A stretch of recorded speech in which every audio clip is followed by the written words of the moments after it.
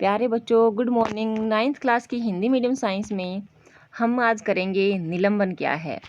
हम second chapter कर रहे हैं जिसका नाम है क्या हमारे आसपास के पदार्थ शुद्ध हैं। हमने क्या था अभी तक, विलयन क्या होता है, विलयन के गुण धर्म हमने करे थे और विलयन की सांद्रता क्या होती है, विलयन के कुछ उदाहरण भी हमने देखे थे। आज हम करेंगे निलंबन क्या है। निलंबन जो है बेटा वो एक विषमांगी घोल है जो ठोस द्रव में प्रक्षेपित हो जाता है, यानी कि ठोस और द्रव पदार्थों में अलग अलग हो जाता है। एक घोल है जिसमें ठोस और द्रव पदार्थ होते हैं। अगर उसको शांत छोड़ देना, ठोस और द्रव पदार्थ उसके अलग अलग हो जाते हैं, तो यह निलंबन कहलाता है। निलंबन एक विषमांगी मिश्रण है जिसमें विलेय पदार्थ कण घुलते नहीं हैं बल्कि माध्यम की समष्टि में निलंबित रहते हैं। जिसमें विलेय पदार्थ घुलते नहीं हैं लेकिन निलंबन माध्यम की समष्टि में, यानी कि पूरे माध्यम में लटके रहते हैं। ठीक है ना, यहाँ यहाँ वहाँ वहाँ ये निलंबित कण नंगी आंखों से देखे जा सकते हैं। निलंबन के गुण धर्म क्या क्या हैं। यह एक विषमांगी मिश्रण है, इसके कण आंखों से देखे जा सकते हैं। ये निलंबित कण प्रकाश की किरण को फैला देते हैं, क्योंकि आकार काफ़ी बड़ा हो गया ना बेटा, तो प्रकाश गुजरेगा ना तो उसके दाएं बाएं से गुजर के टकरा के जाएगा दाएं बाएं से। और प्रकाश जो आप ना एक काम तरीका कर लो, आप ना एक छोटा सा पत्थर लो, उसके रख के रास्ते में, और आप बैटरी की टॉर्च उस पर डालो। आप क्या देखोगे कि वह टॉर्च का प्रकाश जो है ना पत्थर के चारों ओर से निकल के फैल गया है। यही काम करते हैं निलंबन के कण। आप क्या करोगे, अगर आप एक गिलास में पानी में आप चाक, आटा या फिर गंदला पानी ले लेते हो, पानी में घोल लोगे चाक को या आटे को, वो लेते हो, या फिर आप कीचड़ का पानी लेते हो, उसके ऊपर आप टॉर्च डालते हो आप उसके ऊपर, तब आप क्या देखोगे कि वो जो कण है उसके चारों ओर प्रकाश घूम के टकरा के फैल जाता है। तो इसका मतलब क्या है, ये जो कण हैं वो बहुत बड़े हैं और प्रकाश को फैला देते हैं। ये निलंबित कण प्रकाश की किरण को फैला देते हैं जिससे उसका मार्ग दृष्टिगोचर हो जाता है। जब इसे शांत छोड़ देते हैं तब ये कण नीचे की ओर बैठ जाते हैं, अर्थात निलंबन अस्थायी होता है।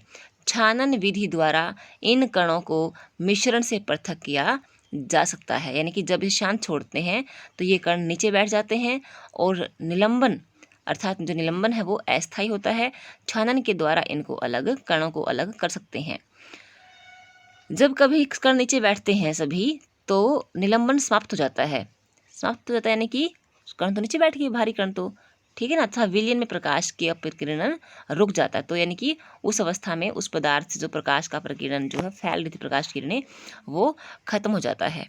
देखिए बेटा, प्रकाश का प्रकीर्णन चित्र 2.3 में जो ए है उसमें क्या रखा है, कॉपर सल्फेट का विलयन टिंडल प्रभाव नहीं दर्शाता। दूध तथा पानी का मिश्रण जो है टिंडल प्रभाव दर्शाता है। टिंडल प्रभाव का मतलब क्या होता है कि फैला देना, कण को, प्रकाश को फैला देना। ठीक है, उसके बाद निलंबन हमने देखा। अगला है कोलाइडल विलयन क्या होता है। समूह 2.2 में दया को प्राप्त दो क्रियाकलाप 2.2 में समूह दया को प्राप्त मिश्रण जो था वो क्या था, कोलाइड था। इसको कोलाइड भी कहते हैं या कोलाइडल विलयन भी कहते हैं। कोलाइड के जो कण हैं विलयन में समान रूप से फैले होते हैं। ठीक है ना, ऐसा नहीं है कि निलंबन की तरह जो है ऊपर भाई जैसे कि नीचे बैठ जाते हैं, जैसे कि ऊपर चले गए इस तरह से तैरते रहे, यानी कि समान रूप से क्या रहेंगे, वो फैले हुए रहेंगे। निलंबन की कणों की अपेक्षा इनका जो आकार होता है कोलॉइड के कणों का वो छोटा होता है, और इसी कारण क्या दिखाई देते हैं, समांगी मिश्रण होते हैं, दिखाई देते हैं, भी लगता है समांगी मिश्रण है, लेकिन वास्तव में देखें तो विलयन क्या होता है, विषमांगी मिश्रण होता है, जैसे कि दूध है।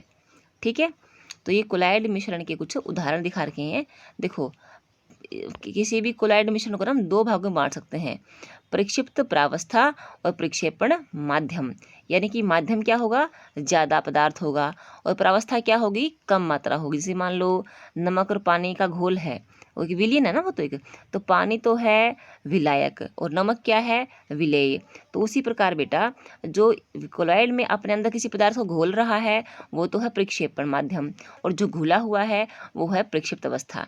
मैं आपको सबसे आसान उदाहरण यहाँ पर देती हूँ। दूध का देखो, इमल्शन दिखाई दे रहा है, इमल्शन, द्रव में द्रव मिला हुआ है। ठीक है ना। अच्छा, और देखो बादल देख लो आप, बादल बहुत अच्छा उदाहरण है। बादल, बादल में क्या होता है? पानी है, द्रव है। तो देखो वह एक एरोसोल है। उस प्रक्षेपण माध्यम क्या है? घोलने वाला कौन है? गैस है। घुलने वाला कौन है? पानी है। तो देखिए बहुत सारी वायु है, उसके अंदर पानी जो है कहीं कहीं कहीं कहीं इस प्रकार छिटपुट छिटपुट पानी रखा हुआ है, वो क्या कहलाएगा? बादल कहलाएगा, या कोहरा। कोहरा यानी कि धुंध कहलाएगी। ठीक है ना बेटा? कोहरा या धुंध या फिर बादल, कुहासा, ये सारे क्या हैं? उदाहरण है एरोसोल के। देखो बेटा कोलाइड को ना कई सारे प्रकार में बांट रखा है। एरोसोल, एरोसोल कौन होंगे? जब जो प्रक्षेपण माध्यम है वो गैस होगी और प्रक्षेप जो अवस्था है वो द्रव या ठोस हो। ठीक है ना? अच्छा, जब माध्यम द्रव हो और प्रावस्था गैस हो तो उसे फॉर्म बोलेंगे। यदि माध्यम द्रव हो, प्रावस्था द्रव हो तो उसे इमल्शन बोलेंगे। यदि माध्यम द्रव है, उसके अंदर ठोस घुला हुआ है, तो उसको हम बोलेंगे सोल। ठीक है ना? जैसे कि कीचड़ का पानी है। उसके बाद फोम किसे कहेंगे? जब माध्यम ठोस हो, उसके अंदर गैस है। फोम तो पता ही है ना हमें, फोम, रबड़, स्पंज। ठीक है ना? जेली, जेली को याद करो। जेली क्या होती है? जेली क्या होती है? जेली को याद करो, उस ठोस माध्यम होगा और उसके अंदर पानी, जैसे क्या पनीर को याद करो, पनीर को दबाएंगे ना, पनीर ठोस होता है, उसके अंदर पानी कहीं कहीं प्रेजेंट होता है, तो वो कहलाएगा जेल। ठीक है? ठोस सोल क्या होता है? ठोस सोल यानी कि ठोस ही माध्यम हो, प्रक्षेपण माध्यम हो और प्रक्षिप्त अवस्था भी क्या हो? ठोस हो। रंगीन, रत्न पत्थर, दूधिया कांच। ठीक है ना बेटा? तो ये क्या है? उदाहरण है कोलाइड्स के। तो कोलाइड्स दिखते तो हैं समांगी लेकिन होते हैं विषमांगी। मैं आपको एक छोटा सा बता दूं, ट्रिक बता दूं। निलंबन और विलयन मेन है। निलंबन और विलयन मेन है। आपको याद है जैसे कि ठोस, द्रव, गैस, तीन अवस्था होती है ना, तो ठोस और गैस टक्कर में होते हैं। जो गुण ठोस में होते हैं वो गैस में नहीं होते, है ना बेटा? तो दोनों अपोजिट में होगी ना, और द्रव दोनों के बीच की अवस्था होती है। बिल्कुल ऐसे ही जैसे कि जो गुण विलयन में है वो निलंबन में नहीं होती, दोनों टक्कर के हैं। इन दोनों के बीच के गुण मिलेंगे कोलाइडल में। जैसे उदाहरण के लिए बताऊं, विलयन क्या होता है? विलयन क्या होता है? एक समांगी मिश्रण होता है। और निलंबन क्या होता है? कि विषमांगी। और देखो कोलाइडल क्या होता है? कोलाइडल दिखाई तो देता है समांगी लेकिन होता है विषमांगी। ठीक है ना? जो विलयन के कणों का आकार है बहुत छोटा है, निलंबन के कणों का आकार बहुत बड़ा है, और कोलॉइड के कणों का आकार दोनों के बीच का है। ठीक है बेटे? तो निलंबन जो है हम पढ़ चुके हैं, आगे हम पढ़ेंगे कोलॉइड के गुणधर्म। कोलॉइड कणों के आकार छोटा होने के कारण हम इन्हें नंगी आंखों से नहीं देख सकते, लेकिन ये कण प्रकाश की किरण को आसानी से फैला देते हैं, जैसा कि हमने क्रियाकलाप 2.2 में देखा है। जिस प्रकाश की किरण का फैलाना टिंडल प्रभाव कहलाता है। टिंडल प्रभाव। टिंडल जो है एक छोटा वैज्ञानिक, टिंडल जो बेटा एक वैज्ञानिक था, उसने इसकी खोज की थी, इसीलिए उसी का नाम क्या पड़ गया? टिंडल प्रभाव पड़ गया।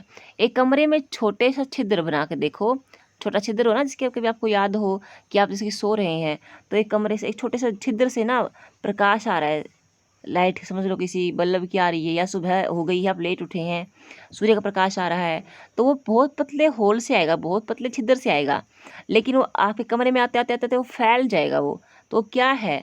आपके कमरे में क्या थे? धूल कण होंगे या वायु के कण होंगे, वो उसको उससे टकरा टकरा के आएगा, वो तो वो फैल जाएगा, उसको हम कहेंगे टिंडल प्रभाव।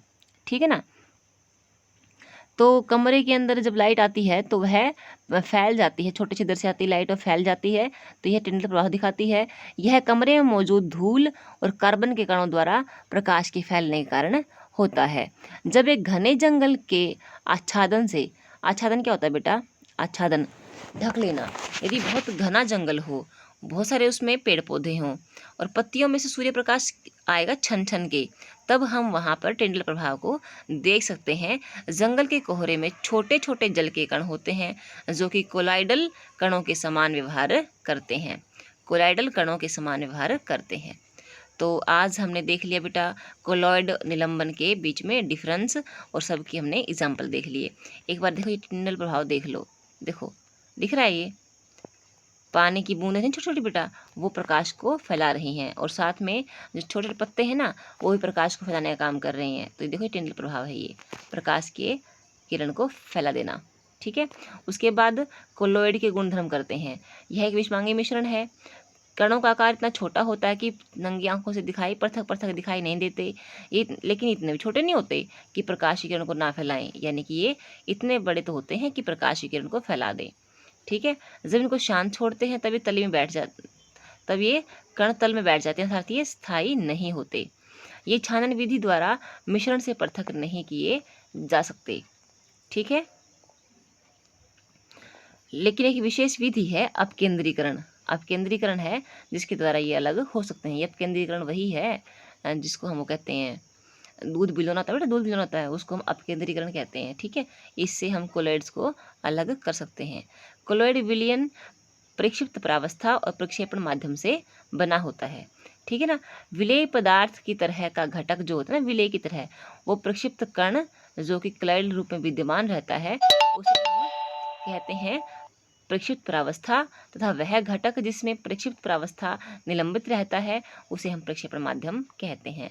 कोलॉइड का प्रक्षेपण माध्यम ठोस, द्रव या गैस कोई भी अवस्था हो सकती है, और प्रक्षिप्त माध्यम परावस्था भी है, वो भी ठोस, द्रव, गैस हो सकती है। इसी आधार पर हमने कुछ उदाहरण दिए, देखे थे ना, एरोसोल, ठीक है बेटा, जेली, ओके, और सोल देखे थे, इमल्शन देखे थे। ठीक है, तो आज के लेक्चर में इतना ही।